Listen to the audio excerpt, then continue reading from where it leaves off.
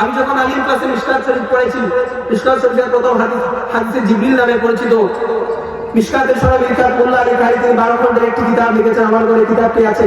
12 খণ্ডের বিশাল কিতাবের মধ্যে আমি হাদিসটির ব্যাখ্যায় দেখলাম ইসলাম ইমান ইহসান এবং কিয়ামত সম্পর্কে। জিবরিল প্রশ্ন করার আগে আল্লাহর হাবিবের সামনে হযরত জিবরাইল আসলেন, সালাম দিলেন, আদবের সহিত বসলেন, নামাজের সুরতে বসলেন।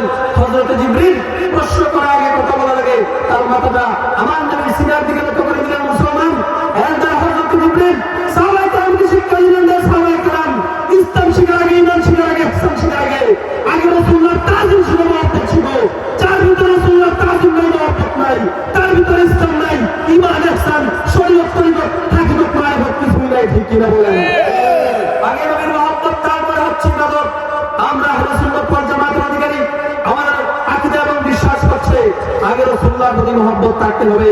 যার ভিতরে রাসূলুল্লাহর মহব্বত নাই, আপনি সারা জীবন তাহাজ্জুদ করেছেন, নামাজ পড়েছেন, কিন্তু কথা বলার ক্ষেত্রে আল্লাহর হাবিবের শান বজায় রাখতে পারেন না। আল্লাহর কসম আপনার ভিতরে ইসলাম ইমান ইহসান কিছুই নাই। ঠিক কিনা বলেন?